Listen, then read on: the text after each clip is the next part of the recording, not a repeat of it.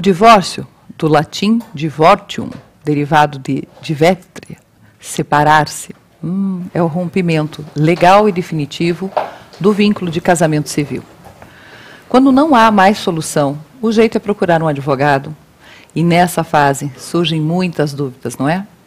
Para responder aqui algumas questões sobre o divórcio, eu vou receber o advogado Rudolf Christensen. Seja bem-vindo, Rudolf, tudo bem? Tudo bem, bom dia. A gente sabe que é uma situação difícil e dolorosa. Certo. Mas, infelizmente, quando o amor chega ao fim, quando o relacionamento não dá mais certo, o jeito é se separar.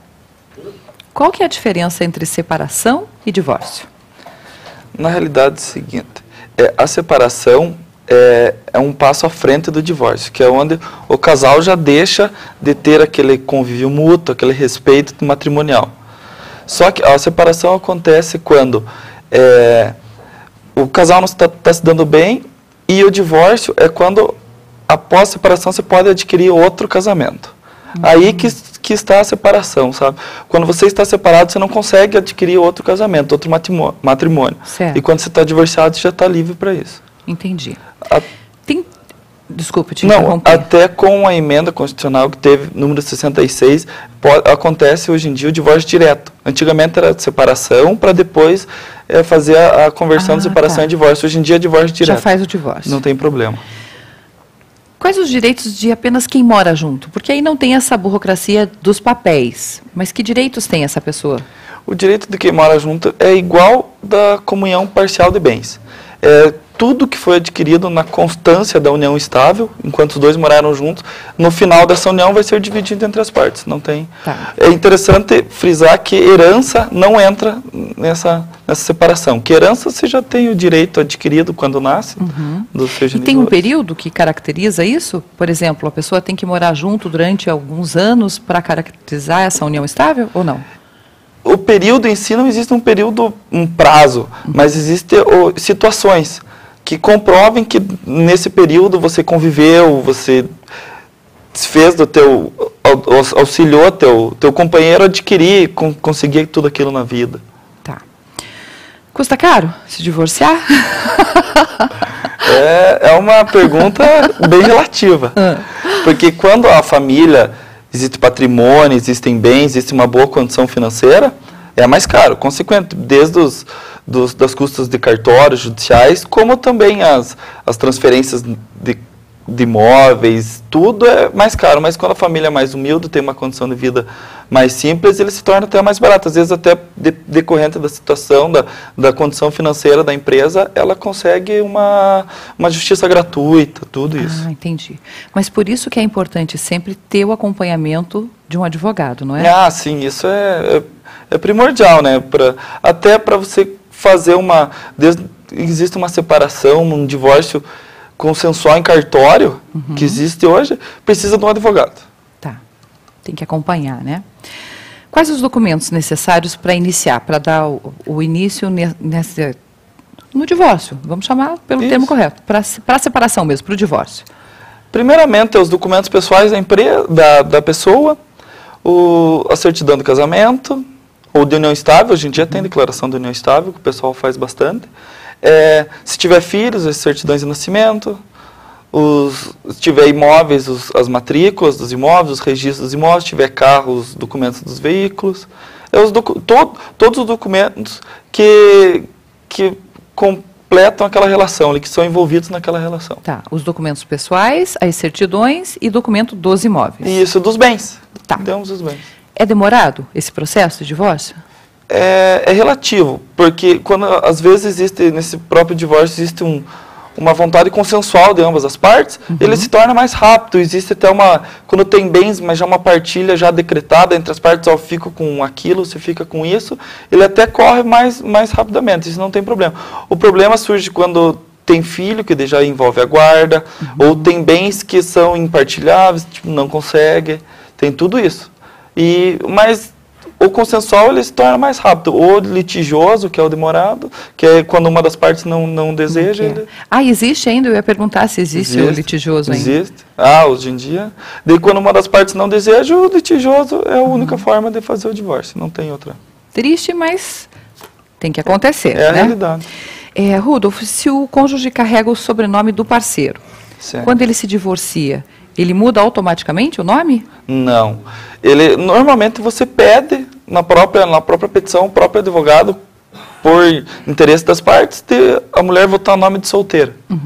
Mas existem casos que a mulher ficou tão conhecida no meio social por aquele sobrenome, por mais que tenha rescindido esse vínculo familiar, mas ela ficou tão conhecida que pode até prejudicar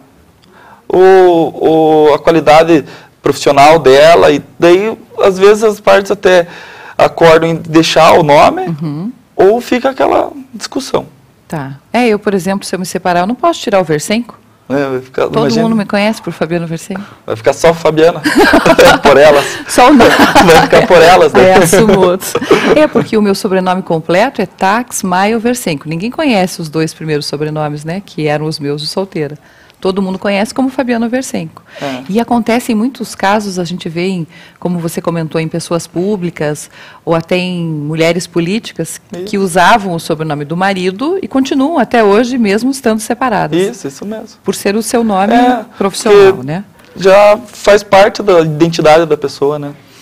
Aí vamos para uma parte que eu acredito que é a mais dolorida de todas. Como decidir, Rudolf, quem fica com as crianças?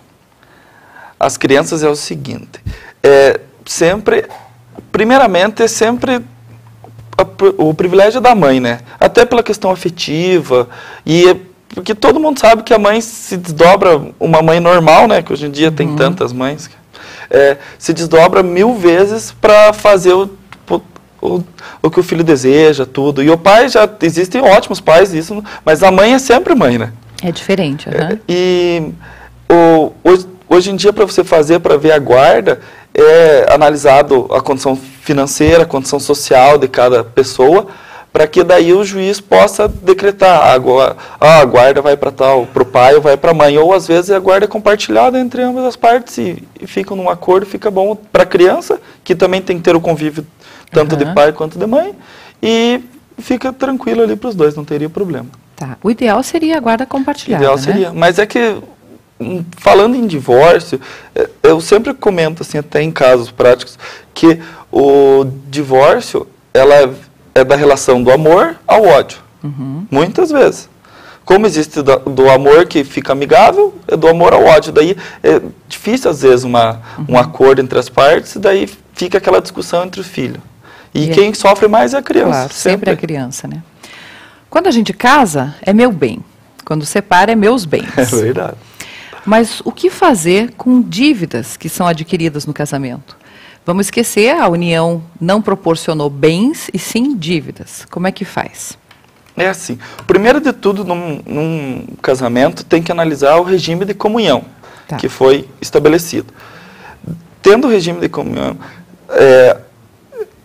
certo ali, tem que ver qual que é a origem das dívidas.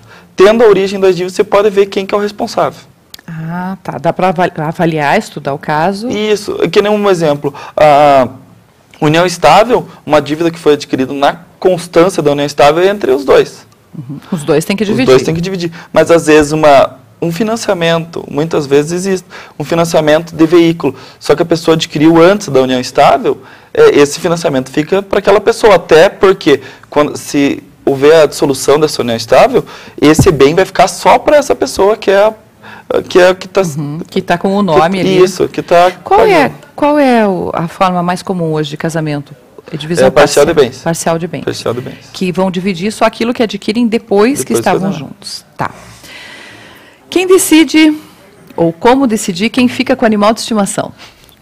Esse é um... Você riu, mas é muito sério, Rubens. Mas é engraçado, porque hoje em dia não existe norma disso aí. Mas hoje em dia é cada vez mais corriqueiro essas discussões. Até porque o animal hoje em dia ele não é mais como era antigamente um animal. Hoje em dia ele é um ente da família, Exatamente, né? Como eu disse, não existe norma, mas existe como se fosse uma guarda do filho. Existe a guarda, como existe a guarda compartilhada do filho, existe do animal também. E analisar toda a situação, porque às vezes a pessoa, quando tem uma união, um casamento, ela tem baita quintal, aquela casa grande, e daí separa, cada um vai morar num apartamento, ou uma pessoa vai morar num apartamento, ou outra vai morar numa casa. Daí isso tem que ver, porque você não dá para ter um Rottweiler num apartamento. Entendi. Tem que ver a condição adequada pro animal e para que possa as duas partes acariciar o bichinho. Conviver. Teve até um filme que a gente passou aí, deu dica de filme esses dias, que fala isso, da relação de um casal que se separa e eles brigam por causa do cachorro, né? Os dois querem ficar. Bom, como é que é feito o cálculo de pensão alimentícia? Isso vale só para quem tem filho ou a mulher também tem direito à pensão? Ou o homem, né? Porque hoje em dia eles podem requerer. É assim, normalmente para uma pensão alimentícia é analisado a condição financeira do genitor. Primeiro tem que analisar com quem vai ficar a criança. Tá. Ficando com a mãe, um exemplo, tem que analisar a condição financeira do genitor, ver a condição social da criança, o quanto ela gasta em estudo, o quanto ela gasta em tudo isso, para daí então ver a porcentagem de valor que vai ser o valor a pensão. Que vai ser. E se no caso da criança está recebendo pensão, ela recebe até que idade ou até quando? Se a criança vai até os 18 anos, entrar para a faculdade até o final da faculdade. Se fizer mais uma faculdade? Se não tiver condições de trabalhar, provavelmente. Aí recebe pensão. Só para a gente terminar aqui, o que muda nos pais quando um dos pais inicia um outro casamento ou uma outra união estável? Quando está recebendo pensão, muda? Não muda nada. O que pode acontecer é até o seguinte, nesse caso de pensão, existe no próprio Código Civil uma norma que estabelece que ambos os cônjuges, o marido e a mulher, podem solicitar alimentos um dos outros, para que possa auxiliar na condição social, financeira e educacional. E nessa parte de, quando adquire uma nova união, o que normalmente não vai mudar nada, porque a pessoa já está com aquela dissolução realizada, não tem problema nenhum. O que pode acarretar é uma revisional desse valor dessa pensão, de alguma coisa, até porque a pessoa adquiriu mais o matrimônio, vai adquirir mais dívidas, vai adquirir mais custos de vida. Tá. E daí, às vezes, por muitas vezes, ela não pode despender daquele valor para pagar aquela pensão e vai acabar acarretando prejuízo para ela.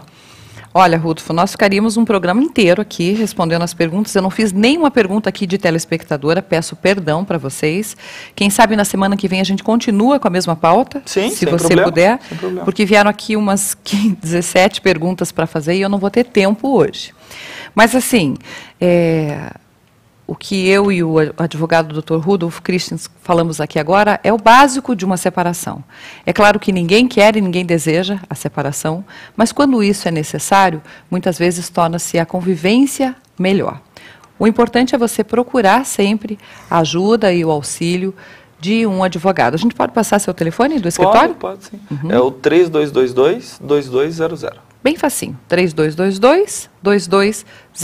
Isso mesmo. Quanto mais amigável for, mais fácil e mais rápido. Isso, e por muitas vezes até a pessoa procura você no escritório e você faz a pessoa pensar e refletir se é isso mesmo que ela quer. Porque não, vamos divorciar, vamos fazer. Não, veja se é isso mesmo, porque depois, como acontece, você faz todo aquele trâmite, tudo, chega no final, as pessoas terminam, se divorciam e depois voltam. Tem que ser uma decisão muito bem pensada. Né? Bem... Obrigada, viu? Adorei aqui esclarecer um pouquinho das dúvidas, tá? Isso que eu preciso. Olha, conversei aqui com o advogado Rudolf Christensen. Vamos para o último intervalo e no próximo bloco tem o quê? Moda em calçados com a Clube do Pé Magazine. Coleção outono e inverno. Não sai daí que a gente volta já.